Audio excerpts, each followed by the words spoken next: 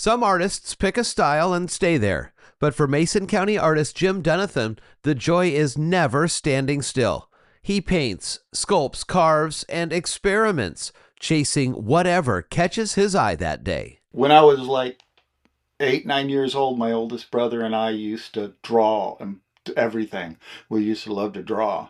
And my mom got tired of saying whose was the best. And she sent them off, and whoever got the highest score back got to win a prize.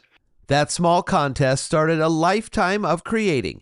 While others played games, Jim drew the scene. I hate board games. They bore the hell out of me. So they'd be playing board games and I'd be drawing them. Jim doesn't measure success by what he sells. He measures it by connection, when a piece lands exactly where it belongs. I had one lady, and she was going nuts on it. Oh my God. And she just kept going on and on. So time she was ready to leave, I go, I got something for you. And I handed it to her. And she goes, no, I can't take that. I said, no, it was made for you. So if I find someone that just lights up on something, it's like, man, you like it way more than I do. Inspiration is everywhere.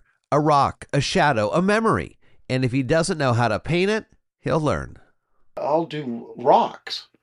I'll do paintings of nothing but rocks.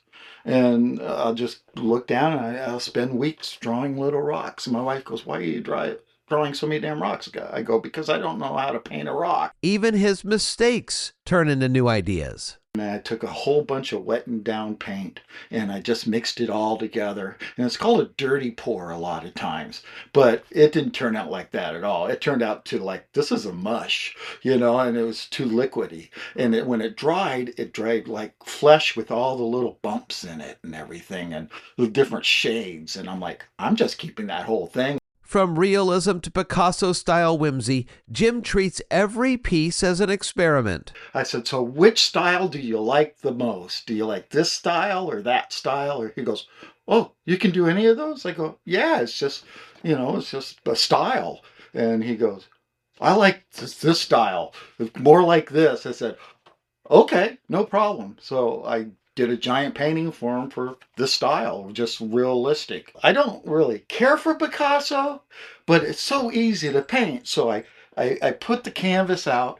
I started smacking paint on there. I noticed the Picasso. It took me less than an hour to paint this thing.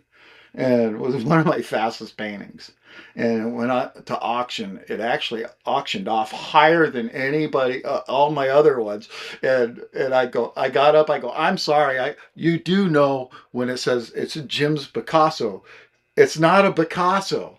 It's just me drawing like a Picasso. And somewhere along the way, he even picked up a nickname from his art. I've done a couple tractors, 3 or 4 of them. And now I'm known in certain areas downtown. You're the lost tractor guy, aren't you? Canvas is just the beginning. Jim experiments with anything it can hold shape: plastic, stone, even light. The gargoyle and the skull, those done with that 3D pen. So this took freaking forever and a day. It turned out pretty cool, but I'll never do another one. And his latest discovery came from a gift. My wife came and goes, I got you something. She bought me boxes of these little things that you just click up on it and it just starts changing. And I'm like, wonder if that'll do to black and white, because it got these different colors that come out, but you don't see them. They're not like obvious. Jim's work isn't about deadlines or dollars. It's about joy. If you do it for a job, like a living or something like that, it just sucks the joy right out of it. So if you do it because you love to do it, that's why I do it. And that passion shows from his first childhood painting to his latest experiments in light. Walk into his studio and every wall tells a different story. Black and white portraits with texture you can feel. Blues that shine like a carousel. Doodles that become paintings. Castles, dragons, and memories from Europe, all blending imagination with heart. Black and white era.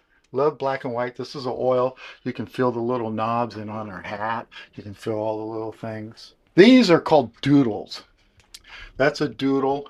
That's me just drawing a bunch of crazy stuff, and then I decided I like the doodle. I'm going to turn it into a painting. This particular painting, I made the color of the background into it.